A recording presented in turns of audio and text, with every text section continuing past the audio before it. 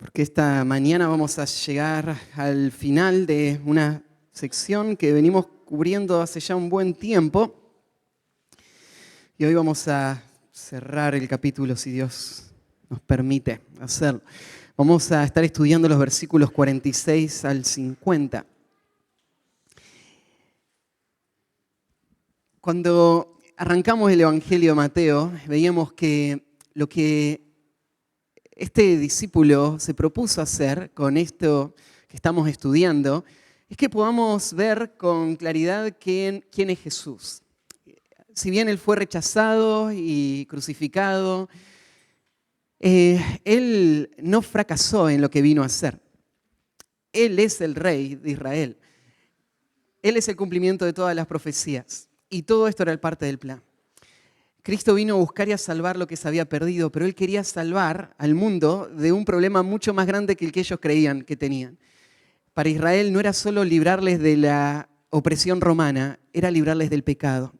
Y era poder establecer un nuevo reino, una nueva clase de reino. No un reino como los de este mundo, que tienen a un líder carismático y poderoso, que logra administrar todas las cosas y hacer que todos los que están ahí se beneficien de esto, sino que el reino que Cristo vino a establecer es un reino que comienza en el corazón. Es un reino que comienza en vidas que son libradas del pecado y que son puestas bajo la autoridad de Cristo y que ahora, en obediencia a Cristo, ellos pueden disfrutar de todas las bendiciones del Padre. Y el reino que Cristo vino a establecer no fracasó. Él no lo iba a establecer por la fuerza. Su reino no era de este mundo. Era un reino espiritual. Ahora, Mateo nos va a contar de que aunque él demostró ser el rey, y no había ninguna duda, las señales estaban, cada uno de los milagros que él hizo era en cumplimiento de todo lo que el Antiguo Testamento decía de él. Pero aunque él dio todas las evidencias, la gente rechazó a Cristo, no por falta de información o por una confusión que habrían tenido, sino por rebeldía. Ellos amaron más el pecado, amaron más las tinieblas que la luz. Y Mateo, justo en esta sección, en el capítulo 12, está explicándonos hasta qué punto llegó la rebeldía del mundo. Y lo está ilustrando con los líderes de Israel. Cómo ellos, viendo los milagros y sabiendo de las señales, aún así no quieren ceder el control de sus vidas y de Israel a Cristo. Y hacen todo lo posible para que Cristo no gobierne sobre ellos. Ellos van a tratar de difamar a Cristo y desacreditarlo y resistir la influencia de Jesús. Y van a usar cualquier herramienta que puedan, hasta el punto más grave de acusar a Cristo de estar obrando en un poder demoníaco, satánico. Y Jesús ahora lo que hizo fue confrontar la incredulidad y demostrar que el que esté Él acá es un gran tesoro para ellos, es la gracia de Dios, pero a la vez hay un gran peligro, porque si ellos rechazan la oferta del Evangelio, si ellos no lo quieren a Él como Rey, ¿cuál va a ser la alternativa? La alternativa va a ser el castigo de Dios por haber rechazado al Salvador que le envió. El castigo va a ser que Dios les va a librar para que su pecado y el espíritu de este mundo, Satanás mismo, les destruya por completo. Entonces, no va a ser que ellos puedan pensar, bueno, rechazamos a Cristo, pero tal vez después venga otro. Tal vez logremos acomodar las cosas y aún así podamos funcionar bien.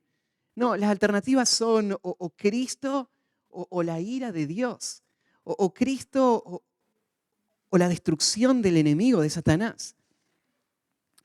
Jesús va a decir palabras muy duras. En las últimas semanas estuvimos estudiándolas juntos y Jesús les confrontó y les mostró si ellos le rechazaban a Él les iba a rechazar a ellos. Y ya no iba a haber otra oportunidad.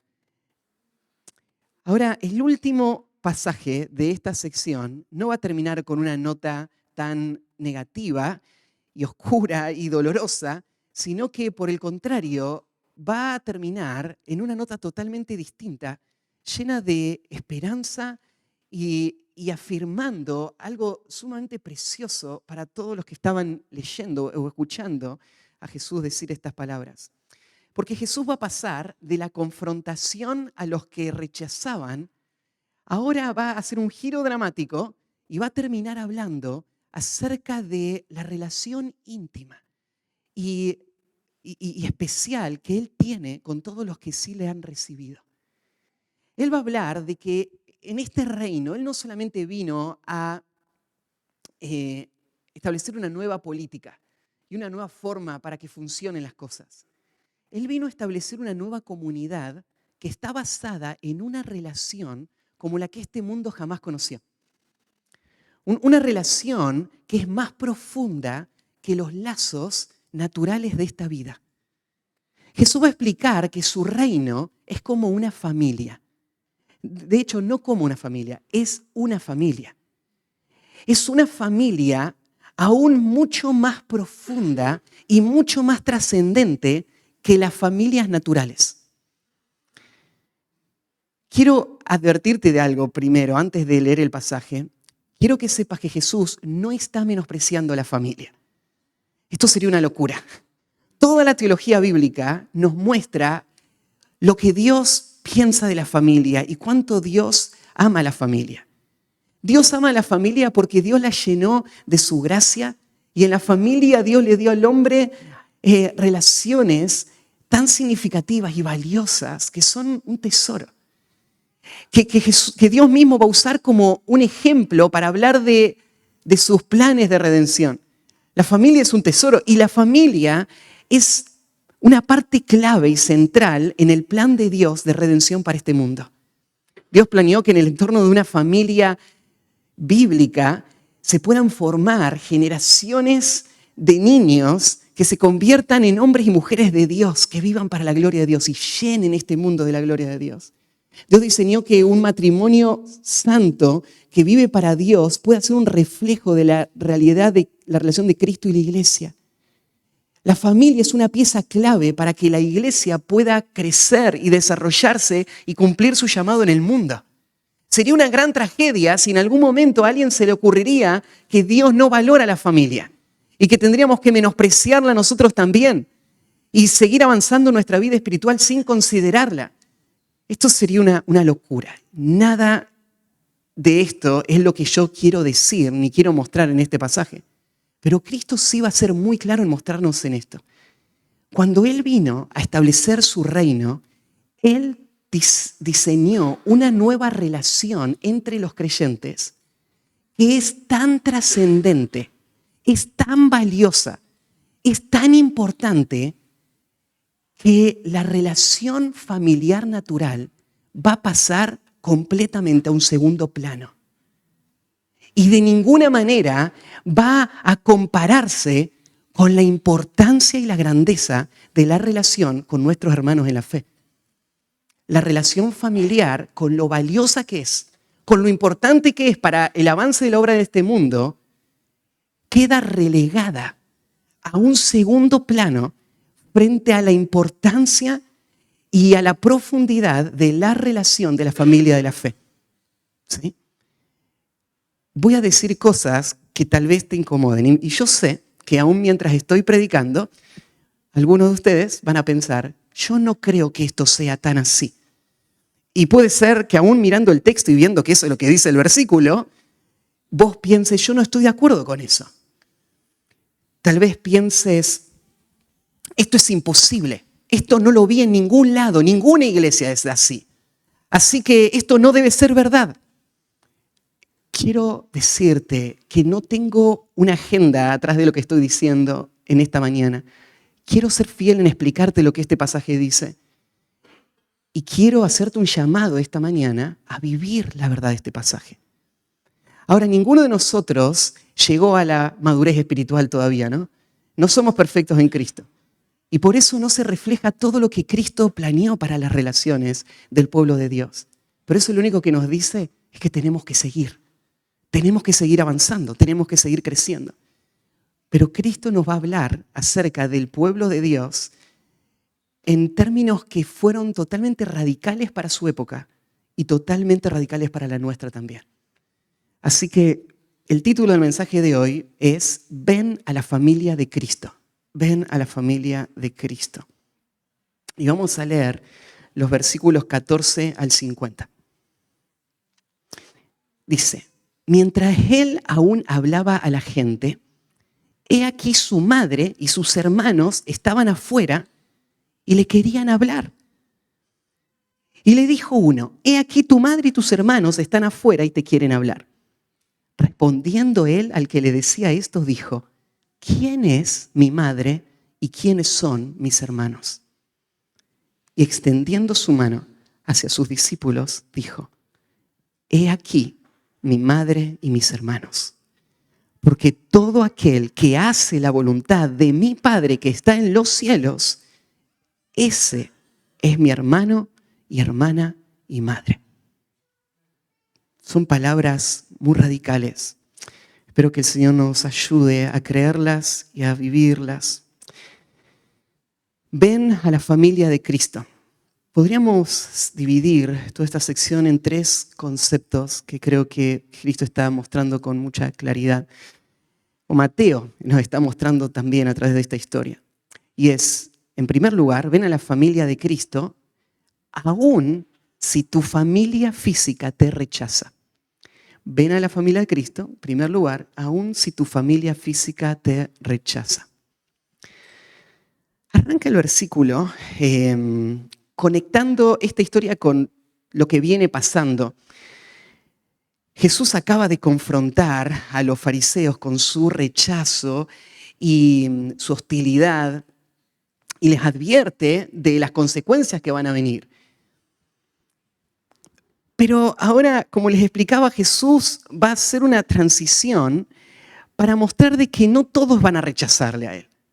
De hecho, había algunos ahí que ya habían tomado esa decisión de ser parte de este reino y lo habían seguido a Cristo. Estaban los discípulos, los 12, y había muchos más a su alrededor que también estaban viendo a Cristo, escuchando su enseñanza y queriendo seguirla. Y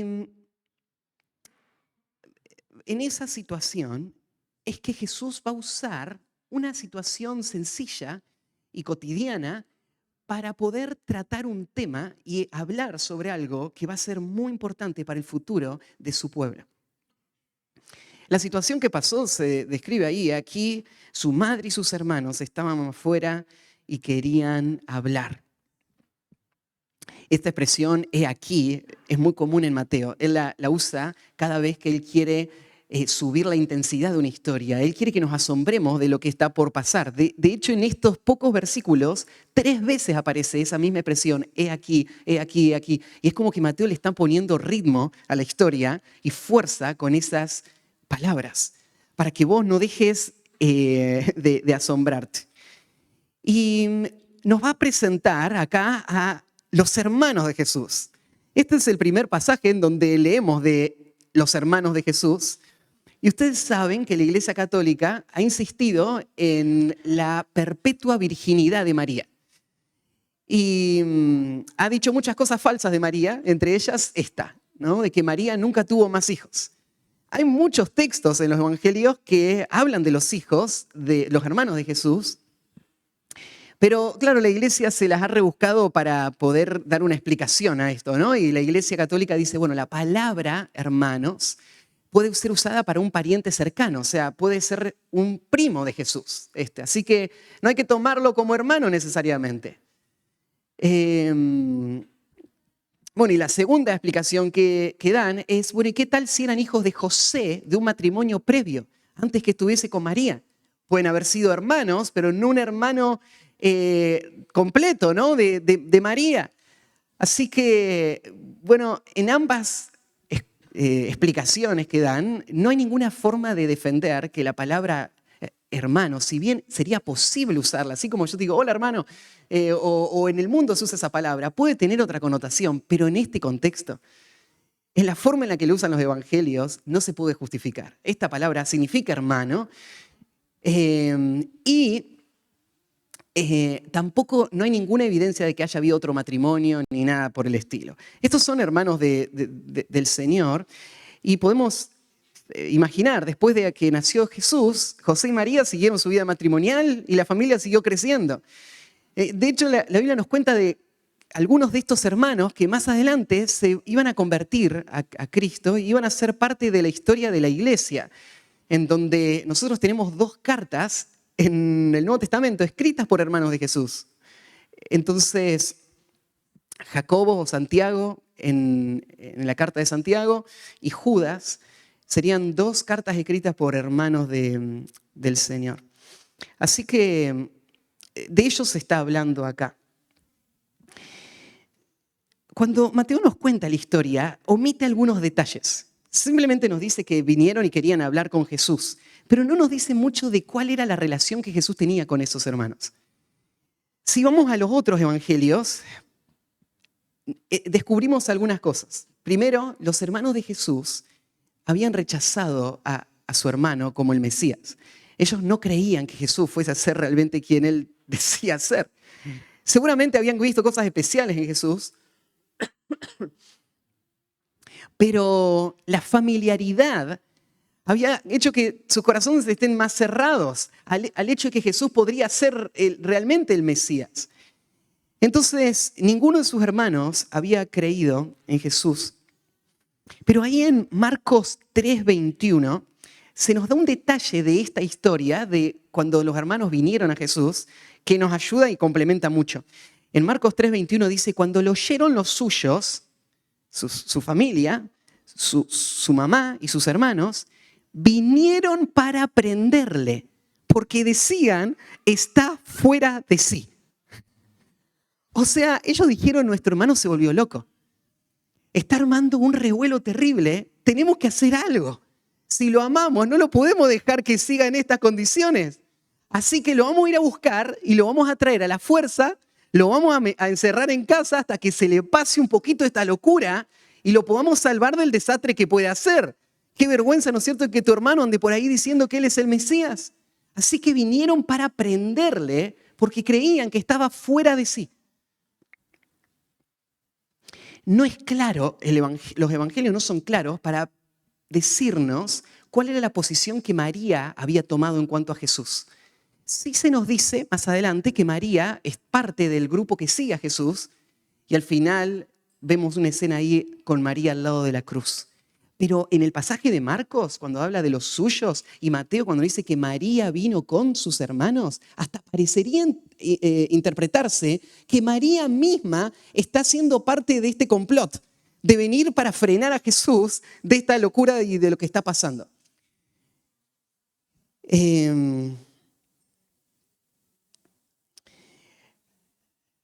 Con el tiempo, esto va a cambiar. Después de que Jesús resucite, Él va de forma intencional a aparecerse a sus hermanos. Y va a ser ese el momento de quiebre en donde los hermanos, varios de ellos, van a terminar creyendo que Él era el Mesías y van a unirse a la obra de Dios y van a terminar siendo líderes, como pasó con Santiago y con Judas. Pero en este momento, cuando vienen a esta casa o cuando vienen a buscar a Jesús en esta escena, ellos no vienen porque quieren escuchar a Jesús o quieren apoyar a Jesús o quieren sumarse a lo que Jesús está haciendo. Entonces, lo que Mateo nos dice es simplemente que ellos querían venir y hablar con Jesús. Podríamos especular qué habrían planeado decirle a Jesús. Sería solo especulación porque no lo sabemos, ¿no? Pero vos te imaginás ese día llegando, iban a tener una conversación seria con su hermano. Hermano, nos parece bien que estudies la Biblia y que vos creas en estas cosas y que salgas y le hables a toda la gente de esta manera. No está mal eso. Pero no seas fanático, ¿sí? Esto ya se fue de las manos. ¿No te parece un poco extremo todo lo que estás haciendo? Cálmate un poco o va a haber lío. Van a venir los romanos. Imagínate, la situación política está muy tensa. Entonces, hermano, para un poco la mano. De hecho, Marcos dice que habían planeado llevárselo con persuasiones. Tal vez pensando, esto nos va a afectar a nosotros también. Porque si Jesús es un sedicioso, después van a ir a buscar a toda su familia y van a... Entonces no, esto es un peligro para toda la familia. Cuando lees esta historia, vos ves una faceta de la vida de Cristo que tal vez te la pasaste por alto, ¿no? Y ver cómo fue su relación familiar. Y esta escena te está mostrando algo que te hace entender, algo que Jesús ya viene diciendo antes. La familia va a ser el lugar del cual va a venir la mayor oposición para los que quieran seguir a Cristo. Cristo lo dice no porque se le ocurrió, lo dice porque Él mismo lo está viviendo. Su familia es su primer obstáculo, su enemigo, son la resistencia que están queriendo frenar a Jesús. Y podríamos incluir dentro de este paquete de la familia tanto a personas que no creían como los hermanos de Jesús. Yo decía, aún tal vez María, sumada a ese grupo con los hermanos, viniendo para hablar con Jesús, planeando llevárselo, podrías pensar, María sí había creído en Cristo. Desde el comienzo se habla de María como habiendo creído al anuncio del ángel. Entonces ella se hizo una pecadora, pero creyente. Pero aún familiares creyentes muchas veces van a ser un obstáculo para que vos puedas seguir el llamado que Dios puso en tu vida. Seguir una vida de compromiso y de entrega al Señor, porque ellos no entienden la clase de vida a la que has sido llamado. Tal vez no tienen la misma madurez, tal vez no tienen las mismas convicciones, el mismo discernimiento, y ellos son los que te están diciendo, no me parece mal que vayas a la iglesia, no me parece mal que sirvas al Señor, pero vivir una vida tan radical en relación al pecado, tu entrega, tu consagración, tu servicio, irte de misionero, todo esto parece una gran locura, pensalo mejor. Y esto es una ilustración de lo que Jesús ya venía diciéndole a los discípulos. Tienen que tener cuidado del lugar que le dan a su familia en su vida y en el avance, en la obediencia a Cristo y en el servicio a Él. Porque Jesús advirtió que si vos mantenés a tu familia como el tesoro más preciado, no va a pasar mucho hasta que vos tengas que estar en esa posición donde vas a elegir si vas a complacer a tu familia o vas a obedecer a Cristo. Por eso Cristo dijo, el que no aborrece padre, madre, mujer, hijos, aún también su propia vida, no puede ser mi discípulo. Este concepto también lo pudo decir de una forma tan gráfica John Bunyan en el libro El progreso del peregrino. Cuando él está describiendo a Peregrino, cuando cargado por su pecado y con la culpa de su conciencia, tratando de leer en el libro que tenía, no sabía qué hacer, y escucha las palabras de evangelista que le va a indicar qué camino tomar. Y ese día, Peregrino va a salir de la ciudad de la destrucción para emprender su viaje hacia la ciudad celestial. Y describe Bunyan cómo fue la salida. Y solamente le saqué una partecita que seguramente han leído en algún momento, pero se las recuerdo. Cristiano, tomando un rollo de pergamino y leyendo, con el rollo en la mano, le huye de la ira venidera. Evangelista se lo acababa de dar y él lee esas palabras.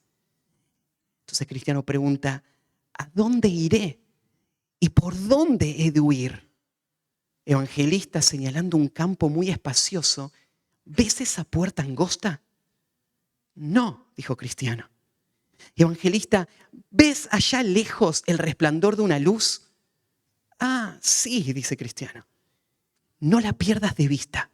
Ve derecho hacia ella y hallarás la puerta. Llama y allí te dirán lo que debes hacer. Cristiano, entonces, echó a correr en la dirección que se le había marcado.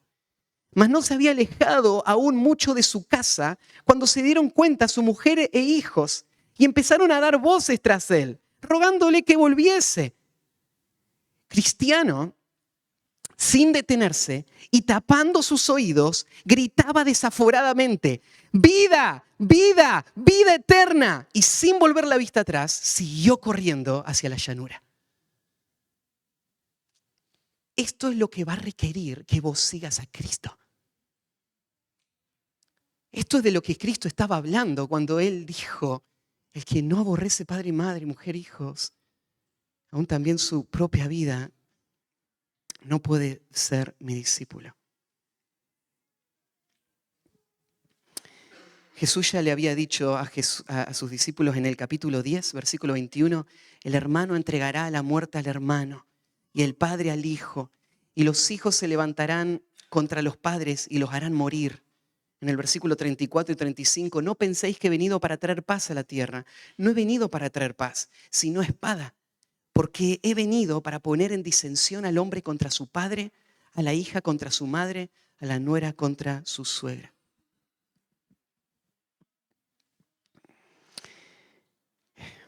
Entonces, ¿has sentido vos la tensión con tu familia física? ¿Has sentido esta presión de lo que implica ahora seguir a Cristo y las demandas que Cristo está haciendo?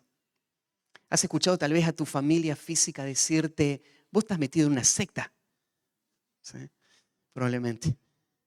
¿Has escuchado a tu familia física decirte algo como lo que yo te mencionaba? Está bien si querés leer la Biblia, pero no se te fue la mano ya. ¿No estás siendo un poco extremo?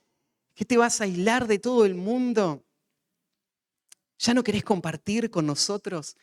En muchos casos, en otros países, en lugares donde hay mucho más presión y persecución, por hacerte cristiano, te sacan de la familia y perdés todas las relaciones. Y muchas veces tu familia se vuelven los que te van a entregar para que seas perseguido. Así que esto es lo que Jesús está pasando. Si vos sentís esa presión, tenés que pensar, Jesús me entiende. Porque Él en su humanidad lo vivió de la misma manera.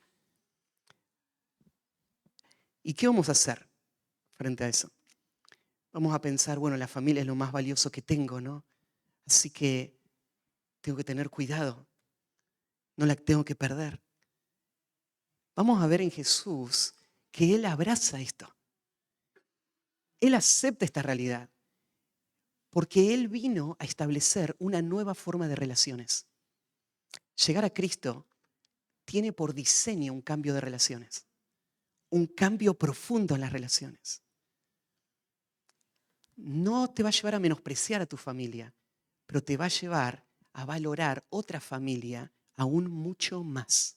¿Sí? Así que ven a la familia de Cristo aún si tu familia física te rechaza. Segundo, ven a la familia de Cristo entregándole un compromiso superior. Ven a la familia de Cristo entregándole a Cristo un compromiso superior. Entonces, versículo 47, y le dijo uno, he aquí tu madre y tus hermanos están afuera y te quieren hablar. Jesús ya sabía todo lo que estaba pasando con su familia, pero esto que va a pasar ahora, en un ambiente tan expuesto y público, va a dar la oportunidad para que Jesús trate este tema. Entonces, en el plan de Dios, se dio de esta manera. Su familia quedó a lo lejos por la gente que estaba rodeando a Jesús y es un vocero que va a venir para dar el anuncio. Llega con el mensaje y este mensaje es público, todos lo pueden escuchar. Es más, como se cuenta, parece obvio que el que está narrando la historia fue un testigo presencial, porque él está contando detalles de lo que va viendo. Entonces él ve que alguien se acerca, Mateo, ahí, vio que alguien se acercó con este anuncio. He aquí, mirad, esto es algo importante, le dijo el anunciador, tu madre y tus hermanos están afuera y te quieren hablar. Hasta acá no hay nada raro. Todo es algo predecible, es su familia, ¿no? Entonces, lo que se espera ahora de Jesús es que como su familia está ahí afuera, Él deje inmediatamente todo lo que está haciendo, toda esa enseñanza y todo lo que está ahí ocupando su tiempo y su atención, y él atienda a su familia. Es su familia, son sus hermanos, es su mamá. Lo que vas a ver en lo que sigue después es lo que te choca, es lo que chocó con esa gente. Lo que Jesús va a hacer fue algo totalmente inesperado, porque Jesús no va a interrumpir en lo más mínimo su ministerio, sino que va a usar esta situación para poder hablar frente a esa gente sobre un tema relacionado con su ministerio, relacionado con su reino.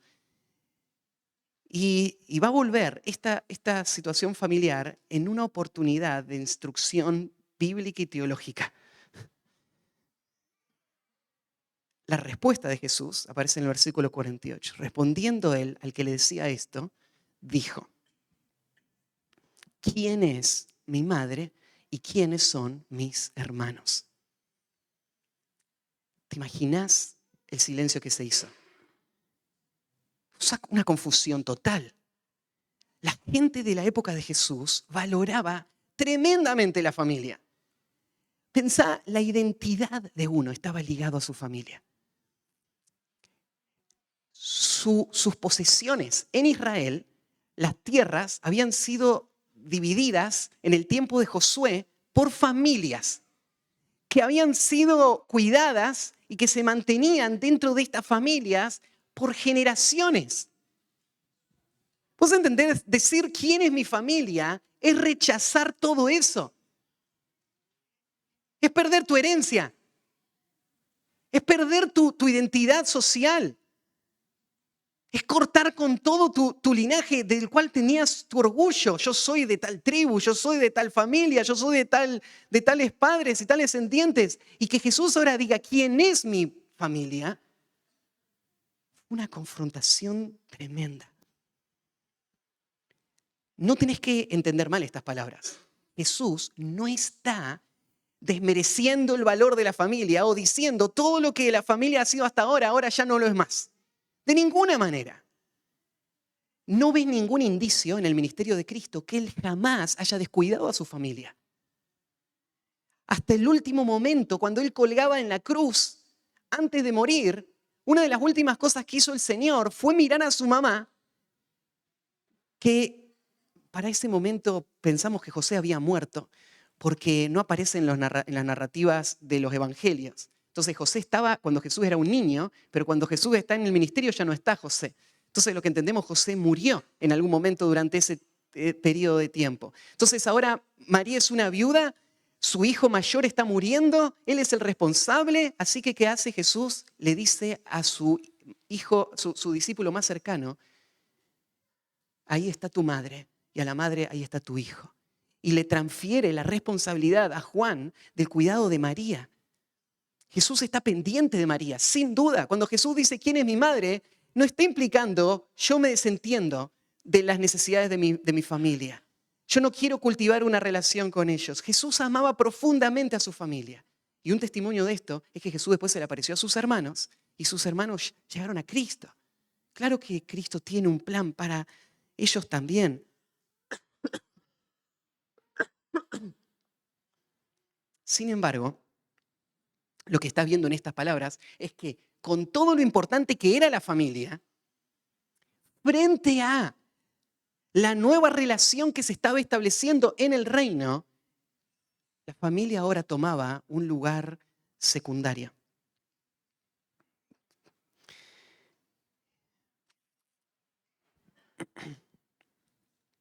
Ya les cité ahí Mateo 10:37, donde Jesús ya le había dicho a sus discípulos: el que ama a padre o madre más que a mí no es digno de mí. No es que no tenés que amar a tu papá y a tu mamá. Tenés que entender la relación correcta del amor. Vos vas a amar a Cristo en primer lugar. Y tu amor por Él no va a tener competencias. El que ama a hijo o hija más que a mí no es digno de mí. A tus hijos no tenés que amarlos más que a Cristo. Y más que a Cristo no tenés que dejarlo en una forma muy ambigua y lejana. Tenés que tomarlo como Cristo lo está viendo, en la nueva realidad en la nueva relación de la familia espiritual. Vos tenés que entender que hay una relación de prioridades. Por eso 2 Corintios 5, versículos 16 y 17, cuando hablan de la transformación que vive una persona en la conversión, dice, habla, ¿no es cierto?, del pasaje de la nueva criatura, ¿no? Pero el versículo 16 dice, de manera que nosotros, de aquí en adelante, a nadie conocemos según la carne. Y aun si a Cristo conocimos según la carne, ya no le conocemos así. De modo que si alguno está en Cristo, nueva criatura es. Las cosas viejas pasaron, he aquí todas son hechas nuevas. Y en el contexto de ese versículo tan famoso, lo que están son las relaciones, no solo las actividades. Cuando dice que todas las cosas son hechas nuevas, no está hablando solamente de que tu comportamiento cambió. Está hablando de las relaciones. Porque dice el versículo previo, a nadie conocemos según la carne. El día de tu conversión es literalmente el día de tu muerte. En todo lo que respecta a tus relaciones hasta ese día. A nadie vos conocés como antes. El que vos eras antes murió ese día. Y ahora naciste a una nueva realidad que tiene nuevas relaciones. En esas relaciones están incluidos los demás, pero ya no como antes. Vos no amás a tu hijo como antes. Antes lo amabas en una relación natural. Ahora lo amás como tu campo misionero a quien vos le querés evangelizar. Vos lo seguís amando, pero ahora toma un lugar totalmente distinto en tu vida. En ese mismo instante de tu conversión, ahora vos ya no conoces a nadie como antes. Ni siquiera si a Cristo conocimos según la carne. Dice, si en la carne conocimos a Cristo en las relaciones, ni siquiera a Él lo conocemos así, porque nuestro conocimiento ahora es en el espíritu, no en la carne. Nuestros vínculos son mucho más profundos, son mucho más significativos, son mucho más permanentes. Ahora nuestra vida es nueva, empezó de nuevo, las relaciones son nuevas. Entonces Jesús hace la pregunta que deja a todos en shock. Y Jesús va a responder la pregunta, extendiendo su mano hacia los discípulos. Y yo creo que este extender la mano no era un extender la mano solo de señalarlos, sino un extender la mano en el sentido de benedicción, de bendición, en el sentido del favor de Dios que reposa sobre estos que no solamente han entrado al reino, sino que ahora se están enterando que entraron a una relación que ni siquiera habían imaginado. Que ahora Cristo va a decir de ellos. Jesús levanta la mano sobre ellos y dice, he aquí mi madre y mis hermanos.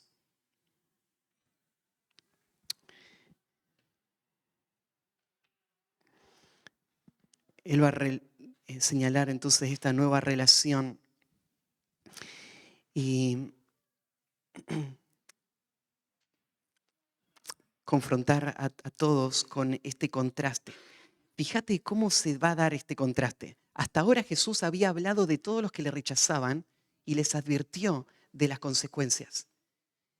Pero entre ellos hay muchos que están recibiendo el mensaje de Cristo, están respondiendo al Evangelio y de ellos Jesús va a decir estas palabras asombrosas. Ellos son miembros de la familia.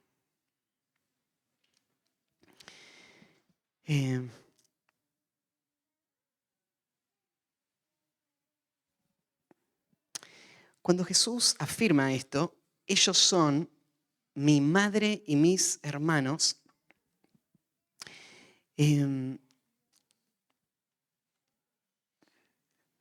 está hablando de una relación que no es solamente una relación afectiva. Es una relación real, es un vínculo profundo espiritual que va a hacer que esta relación pueda producir todo lo que Dios planeó para la vida del reino. Ahí en unos capítulos más adelante, en Mateo 19, 29, en una conversación con los discípulos, Jesús también va a decir unas palabras que creo que tienen que ver con esta expresión. Ellos son mis hermanos, mi madre. Mateo 19, 29 dice, y cualquiera que haya dejado casas o hermanos o hermanas o padre o madre o mujer o hijos o tierra por mi nombre, recibirá 100 veces más. En Marcos agrega en este pasaje paralelo, en este tiempo, y heredará la vida eterna. ¿A qué se refiere con Jesús cuando dice que el que deja va a recibir mucho más? En este contraste vos tenés que ver a Jesús de esta manera. Jesús está rodeado de gente enseñándoles la palabra. Su familia no cree en él. Son sus hermanos de sangre. Él sabe que están ahí afuera con una actitud hostil. Ellos están pensando cómo disuadir a Cristo de que Él siga adelante. Y la imagen es muy gráfica. Su familia física está afuera. Su familia espiritual está a su alrededor. Están escuchando. Están respondiendo a su enseñanza.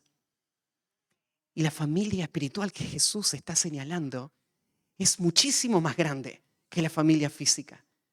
Por lo tanto, perder las relaciones con la familia física no significó ninguna pérdida real, porque fue el camino para ganar relaciones mucho más trascendentes y de mucha más magnitud y en mucha más cantidad. Por eso Jesús dice, no hay nadie que jamás haya dejado a su familia por seguir a Cristo. No porque los dejamos porque no nos importan, sino que seguimos a Cristo y nuestra familia no nos siguió. Seguimos a Cristo y nuestra familia se resiente con nosotros. Seguimos a Cristo y nuestra familia nos rechaza. Nuestra familia nos trata de disuadir, nos trata de confundir, nos trata de hacer tropezar. Entonces Jesús dice, aún así avanzá, porque en el reino vas a tener 100 veces más. ¿100 veces más de qué? Hermanos. Cuando Jesús dice, estos son mis hermanos, no está hablando ligeramente de ese término. Está hablando de una familia real. Cuando leemos muchas veces el Nuevo Testamento va a hablar del término, o va a usar este concepto, Jesús lo va a usar mucho. Ahí mismo en Mateo 18, por ejemplo, en un pasaje conocido, Jesús va a decir, por tanto, si tu hermano peca contra ti, ve y repréndelo estando tú y él solo. Si te oyere, habrás ganado a tu hermano. ¿Qué es tener un hermano? Es tener una relación santificadora. Tu relación con tu familia de la fe ya no es solamente de mera camaradería. No solamente que les gusta juntarse a jugar a la pelota ahora con la gente de la iglesia, sino es que ahora hay una unidad espiritual profunda en donde amamos al mismo Señor, nos sometemos a la palabra, estamos avanzando en la misma dirección. Nos amamos mutuamente y nos servimos para poder abandonar el pecado y vivir una vida que lleve gloria a Dios. De eso se trata la familia de la fe. La familia de la fe es una familia real, pero es una familia con dinámicas distintas. No es solo la familia de nos juntamos en las fiestas a comer y a disfrutar. Es la familia de, si ves a tu hermano pecar, le reprendés y ganás a tu hermano. Porque hay un vínculo profundo. No hay nadie prescindible, no hay nadie a quien vos puedas dejar a la deriva. No estás pensando en vos mismo solamente, estás pensando en la santidad. Fíjate también en el versículo 21 y 22, esta es una relación reconciliadora también, porque dice, entonces se le acercó Pedro y le dijo, Señor, ¿cuántas veces perdonaré a mi hermano que peca contra mí? ¿Hasta 7? Jesús le dijo, no te digo hasta 7, sino aún hasta 70 veces 7. ¿Qué hay de especial en la familia de la fe? Es una familia que se perdona, porque ha experimentado el verdadero perdón. Es donde puede haber una verdadera relación que no esté interrumpida por la amargura. En las familias del mundo viven siempre divididos, ¿no? Solo aparentando, fingiendo, es todo superficial. Es solamente el momento, es disfrutar de esa cosa general. Pero no hay interés real, no hay vida profunda, no hay amor bíblico. En Cristo, esta relación de hermanos es una relación donde va a haber reconciliación profunda. No va a haber solamente miremos para otro lado y sigamos caminando. Más adelante, en 1 Timoteo capítulo 5, versículos 1 y 2, hay un pasaje más que les quería leer para pensar en cómo es esto de vivir en la familia de la fe. Pablo toma este cuadro cuando dice, no reprendas al anciano, sino exhórtalo como a padre. A los más jóvenes como hermanos, a las ancianas como a madres, a las jovencitas como hermanas, con toda pureza.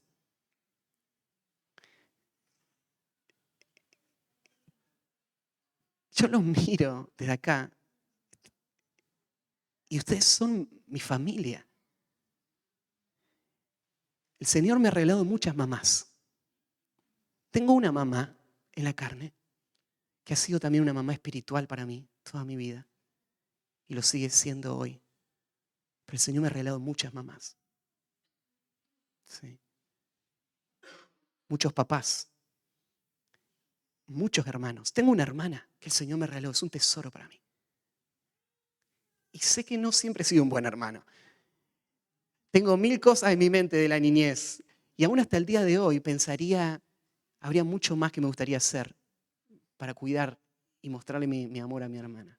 Tengo que crecer, sin duda. Pero el Señor me regaló muchos hermanos. Hermanos reales. Hermanos con los que vamos a estar toda la eternidad. Y es lo que dice Pablo, esa es la vida de la iglesia, así se debe conducir. Y vos tenés que tener un compromiso por esa relación. Jesús lo tuvo, ¿no? Jesús dijo, ellos son mis hermanos. Ellos son mi mamá también. En tercer lugar, ven a la familia de Cristo a través de una rendición total. Imagínate haber estado ahí cuando Jesús levantó la mano y te miró a vos y te dijo, ella es mi mamá. Él es mi hermano. Ella es mi hermana. El Señor, esta es la intimidad que quiere tener conmigo. Esta es mi nueva familia en la fe. Pero sí, yo no estuve ahí. Pero las palabras que vienen ahora te tienen que dar aliento y gozo. Porque no es solamente para esa gente que estuvo abajo de su mano en ese momento. Dice, porque todo aquel que hace la voluntad de mi Padre que está en los cielos, ese es mi hermano y hermana y madre. Él va a hablar de su Padre en los cielos para hablar de una relación única y exclusiva que disfruta la Trinidad. Es su Padre el que está en los cielos. Él dice que está en los cielos para marcar, ¿no es cierto?, la trascendencia, la soberanía, la autoridad con la que Dios gobierna todas las cosas. Él está allá en el cielo, sentado en el trono. Y Él en este versículo abre esa puerta como si fuese a ser una invitación general. Porque todo aquel, están ahí reunidos todos. Hay gente que está odiando a Jesús, que le quiere rechazar, está planeando matarlo. Hay otros que están dudando, ¿será o no Jesús esta persona? Y Jesús está diciendo, acá está sucediendo algo tremendo entre ustedes. Está comenzando mi reino. Y este reino es un reino basado no en actos religiosos, sino en una relación profunda. Y ustedes pueden ser parte de esa relación profunda. Vos podés también ser parte de esta familia. Solo hay un requisito para ser parte de esta familia. ¿Cuál es el requisito? Fíjate que este requisito no tiene nada que ver con raza, con posición económica, con condición intelectual, con edad, nada de eso. No hay ningún requisito en esos campos, ¿no? Pero no todos son parte de esta familia. ¿Quiénes son parte de esta familia? Todo aquel que hace la voluntad de mi Padre que está en los cielos. Este tema de hacer la voluntad del Padre es un tema recurrente en Jesús. Él va a demostrar, lo que está diciendo acá, es que la única forma de ser parte de este reino y de entrar a esa familia es a través de una fe verdadera que se muestra en obras que evidencian un arrepentimiento real, que evidencian una rendición completa a Cristo. ¿Se acuerdan que Jesús les había dicho en el Sermón del Monte, a menos que su justicia sea más que la de los fariseos, no van a entrar en el reino de los cielos? Y nosotros de ahí empezamos a estudiar todo el Sermón del Monte y dijimos, ¿cómo es la justicia superior a la de los fariseos? Bueno, no es una justicia de solamente acciones externas, es una justicia de una fe que salva. Es una justicia de una fe que transforma toda la vida. Y de esa fe está hablando Jesús. ¿Quiénes son parte de la familia? Son los que han creído, y esa fe se evidencia en que ellos practican la obediencia constante al Padre. No hay discipulado sin obediencia. No hay verdaderos discípulos de Cristo que no están obedeciendo a Dios. Y esto tiene que confrontar nuestra vida, porque ser parte de la familia de Dios no es solamente que te guste relacionarte con la gente de la familia de la fe, sino es que vos tengas una relación real con Cristo. Y esta relación real con Cristo se ve en que vos estás rendido a Cristo. Vos querés vivir para Él, vos obedecés su palabra. Entonces, no me importa si estás en la lista de membresía de la iglesia, vos no sos de la familia de la fe si no cumplís con este requisito: obediencia al Padre que está en los cielos. Solamente ellos son los hermanos, las hermanas y la madre de Jesús. Los que obedecen al Padre, los que hacen la voluntad del Padre, ellos son la verdadera familia de la fe. Yo recuerdo hace un tiempo a alguien que había elegido entregar su vida al pecado y mantenerse en una actitud de rebeldía y alejarse de la vida de la iglesia. Y en un momento el comentario fue: yo pensé que tenía amigos, pero ahora nadie quiere compartir conmigo. Ahora, el pueblo de Dios tiene que mostrar el amor de Cristo a todos, pero mis hermanos, mis hermanas, mi madre son los que hacen la voluntad del Padre que está en los cielos. Lo que nos une a nosotros no es solamente que somos compinches, que nos gusta hacer cosas juntos. Eso no genera nada de unidad. Lo que nos une es que amamos a Dios. Es que reconocemos a Cristo como el Señor. Eso es lo que tenemos en común. De eso hablamos. En eso nos ocupamos. Eso es lo que une a la familia de la fe. Nuestra sujeción a Cristo. Solo ellos son mis hermanos. Los demás son el campo misionero, pero no son mis hermanos, ni mi madre. ¿Sí? Jesús está distinguiéndose al dar este requisito. No nos debería sorprender porque Jesús muchas veces insistió en la centralidad de la obediencia. Ahí en Lucas 11, 27 al 28, se nos dice que mientras él decía estas cosas, una mujer de entre la multitud levantó la voz y dijo: bienaventurado el vientre que te trajo y los senos que mamaste. ¡Qué feliz es tu mamá! ¡Qué privilegio para ella serlo! Jesús les dice: antes, bienaventurados los que oyen la palabra de Dios y la guardan. Ellos son los verdaderamente felices. Haber sido mi mamá en la carne no le da nada especial a María que le vaya a recibir, a dar ninguna bendición de parte de Dios. Solamente que ella haya creído y se haya sometido a la verdad y esté obedeciendo al Padre que está en los cielos. Esto es lo que le hace bienaventurado a María y a todos los demás que le rodean a ella. Jesús, en Juan capítulo 15, vos decís: Matías, vos sos muy duro. ¿Cómo no te vas a relacionar con gente que no esté dispuesta a obedecer a Dios? Mira lo que dice Jesús en Juan 15, 14. Vosotros sois mis amigos si hacéis lo que yo os mando. ¿Sí? Quiero decirle, ustedes son mis hermanos si hacen la voluntad del Padre. Si no, no lo son. ¿Sí? Hay un requisito para ser hermano. Jesús dijo: son mis amigos si hacen lo que yo les mando. Hebreos 5:9 dice: y habiendo sido perfeccionado, vino a ser autor de eterna salvación para todos los que le obedecen. Todos los que le obedecen, para ellos es la salvación. Entonces de ellos que hacen la voluntad del Padre, Él dice, ese es mi hermano y hermana y madre. Y Jesús agrega acá el concepto de hermana, lo cual es bastante llamativo, ¿no? Porque ya estaría incluido, uno lo podría pensar, ya está el término hermano, pero Él lo distingue, no, también hermana. Y esto es muy importante porque en el tiempo de Jesús había una tensión y una distinción en los géneros, ¿no?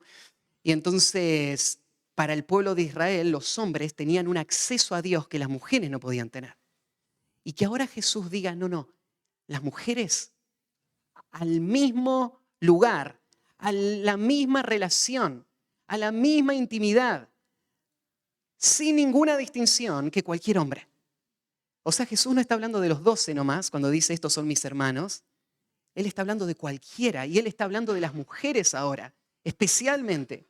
Y Él está diciendo, todas ustedes son mis hermanas, igual que un hermano, sin ninguna distinción en esa relación. A partir de ahí Jesús muchas veces usó el término hermano para referirse a sus discípulos.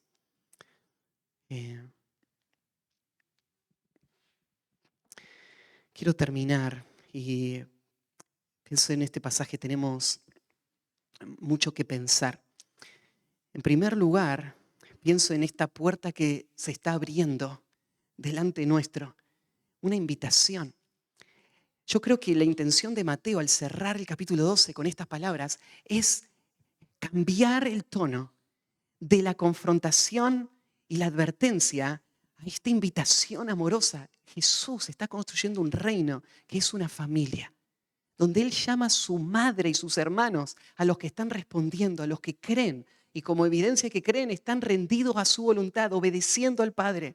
Entonces, todos, es una invitación abierta. Vení a ser parte de la familia de Dios. Vení a ser parte de la familia de Cristo. Y yo expliqué recién cuál es ese requisito. El único requisito es creer y responder en obediencia. En segundo lugar, pienso para todos los que ya estamos siguiendo a Cristo, pensábamos hace un momento en cómo seguir a Cristo iba a implicar perder las relaciones con familia terrenal. Y también vivir mi vida con mi familia espiritual con una clase de relación aún mucho más profunda. Y pienso en esta promesa del Señor, va a recibir 100 veces más. Y pienso en que el Señor pueda consolar tu corazón con esas palabras. Ahora, sí, la familia de la fe está en proceso. Y todos esos hermanos que ahora tenés, que son hermanos reales, son hermanos que pecan también. Son hermanos que te ofenden muchas veces. Todos ofendemos, dice Santiago. Pero son hermanos reales. Son hermanos que creen y que se han sometido a Cristo. Son hermanos que consideran la palabra de Dios como la autoridad para sus vidas. Y son hermanos que están avanzando en santificación. Son hermanos a los que vos te tenés que entregar para que ellos puedan seguir avanzando. Y son hermanos con los que tenés que caminar toda tu vida espiritual sin dejar atrás a ninguno de ellos. Y la última aplicación, pienso en este último concepto en cuanto a la obediencia. Y la pregunta que tal vez nos podemos hacer es, ¿la obediencia en tu vida un estilo de vida?